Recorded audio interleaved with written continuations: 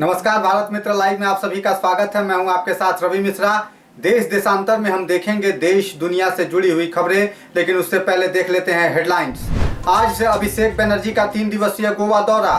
बिना टीकाकरण के गणतंत्र दिवस परेड में नहीं होगी जाने की इजाजत। अलीपुर चिड़ियाघर में टीएमसी बीजेपी समर्थित यूनियनों में बवाल।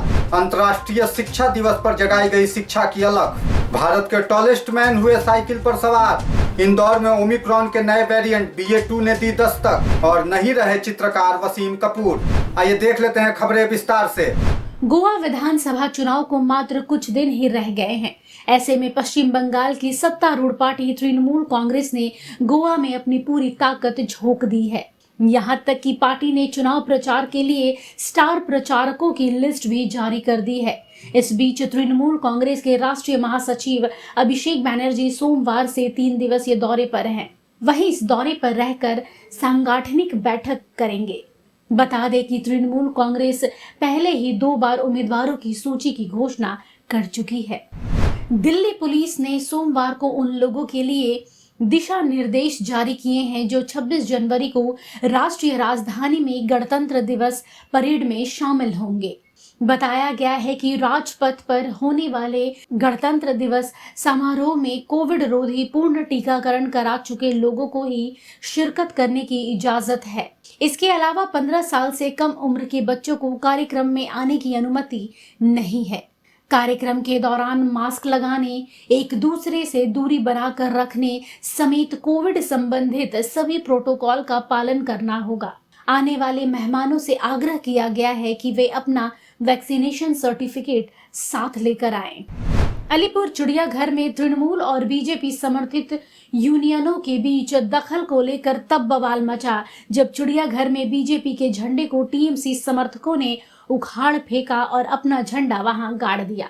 टीएमसी का कहना है कि इतने दिनों से बीजेपी के राकेश सिंह के नेतृत्व में चिड़ियाघर में अत्याचार चल रहा है। दरअसल चिड़ियाघर कर्मचारी संगठन पर दखल किसका होगा, इसी को लेकर चिड़ियाघर के सामने तृणमूल और भाजपा के बीच झड़प हो गई। कोरोना नियमों की अनदेखी करते हुए बड़ी संख्या में कार्यकर्ता और समर्थक चिड़ियाघर के सामने जमा हो गए थे। दोनों पक्षों के बीच मारपीट भी हुई, मगर किसी को गिरफ्तार किए जाने की खबर नहीं है। शिक्षा सभी मनुष्यों का अधिकार है। यह हर किसी के हितों के लिए जरूरी है और यह एक सार्वजनिक जिम्मेदारी भी है। संयुक्त राष्ट्र आम सभा यानी UNGA द्वारा हर वर्ष 24 जनवरी को अंतर्राष्ट्रीय शिक्षा दिवस के तौर पर मनाए जाने की घोषणा 3 दिसंबर 2018 को इस उद्देश्य के साथ की गई थी कि वैश्विक शांति और स्थायी विकास में शिक्षा के महत्व को समझाया जा सके। इसके बाद वर्ष 2019 से अंतर्राष्ट्रीय शिक्षा दिवस हर साल आज की तारीख पर मनाया जाता है। उत्तर प्रदेश विधानसभा चुनाव की तारीख जैसे जैसे करीब आती जा रही है, वैसे वैसे राजनीति भी रंग बदलने लगी है। आया राम गया राम लोगों की कतार धीरे धीरे लंबी हो रही है। इसमें समाजवादी पार्टी और भाजपा में फिलहाल जोर आजमाइश चल रही है। जहां भाजपा से सपा में तथा सपा से भाजपा में भगदड़ मची हुई है। ऐसे में भारतीय राजनीति में 8 फीट 1 इंच कद वाले टॉलेस्ट मैन या भारत के सबसे लंबे राजनेता धर्मेंद्र प्रताप सिंह ने भी फिलहाल सपा का दामन थाम लिया है। उनका कहना है कि मैं सबसे कद में लंबा हूं, लिहाजा जिस दल में जुड़ूंगा सरकार उसी की बनेगी। MP में कोरोना संक्रमण के मामले लगातार बढ़ते जा रहे हैं। शहर में ओमिक्रॉन की नए वेरिएंट BA.2 से 16 लोग संक्रमित पाए गए हैं। इनमें 6 बच्चे भी शामिल हैं। सैम्स अस्पताल की चेयरमैन डॉक्टर विनोद भंडारी के मुताबिक नए वेरिएंट ओमिक्रॉन BA.2 से संक्रमित 4 लोगों में, जिसमें एक बच्ची भी शामिल है, उनके फेफड़ों पर 15 से 40% तक असर पड़ा है। खास बात यह है कि बाकी 3 लोगों को कोरोना रोधी टीके की दोनों डोज लग चुकी थी। सबसे रोचक बात यह है कि इनमें से 13 लोगों ने बूस्टर डोज भी लगवा ली थी, जिनके फेफड़ों पर 1 से 5% तक का असर है, जिससे काफी महत्वपूर्ण माना जा रहा है।